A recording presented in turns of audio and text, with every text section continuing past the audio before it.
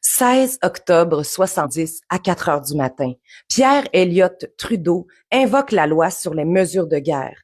Officiellement, on dit qu'il fallait sauver 2 otages, un diplomate britannique et un ministre québécois. En réalité, c'est tout un peuple qu'on a pris en otage. Les chars d'assaut envahissent Montréal, les soldats patrouillent les rues et du jour au lendemain, toutes libertés civiles sont retirées. Plus de 500 personnes arrêtées sans mandat, sans procès, sans avocat.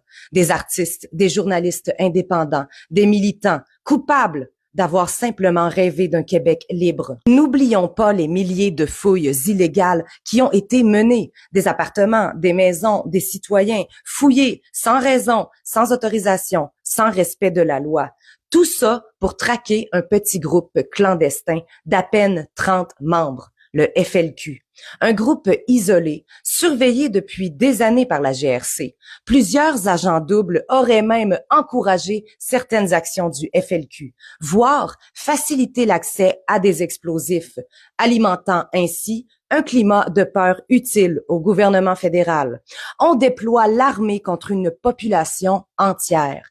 Pendant plus de 6 semaines, Montréal vit sous occupation militaire. Près de 12 000 soldats canadiens sont déployés, postés dans les rues, devant les bâtiments publics, parfois même devant les maisons des citoyens ordinaires. On fait taire, on effraie, on brise la confiance du peuple.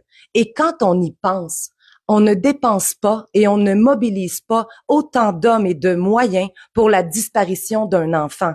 Mais là, pour 2 otages, le pays entier a été mis sous surveillance. Plusieurs historiens affirment que les services secrets connaissaient déjà l'emplacement des 2 otages et disposaient d'informations suffisantes pour empêcher que la crise atteigne ce niveau d'urgence. Mais la crise tombait bien. Elle permettait au gouvernement Trudeau de reprendre le contrôle politique du Québec en associant le mot souveraineté au mot terrorisme. Ce n'était pas une opération de sécurité, c'était une opération psychologique, une démonstration de force, un message clair. Voici jusqu'où on ira pour garder le pouvoir. Et le coût, on ne l'a jamais su. Pas de bilan public précis pour cette mobilisation militaire, ces arrestations massives, ce déploiement d'hommes, de matériel et de logistique. Même une estimation modeste, ramenée au dollar d'aujourd'hui, atteindrait facilement le milliard de dollars. Mais l'absence de transparence montre encore comment l'État agit quand il estime avoir les pleins pouvoirs. Et depuis ce jour, on sait une chose. Le danger ne vient pas toujours de ceux qu'on nous montre à la télévision. Parfois, il vient de ceux qui tiennent la caméra.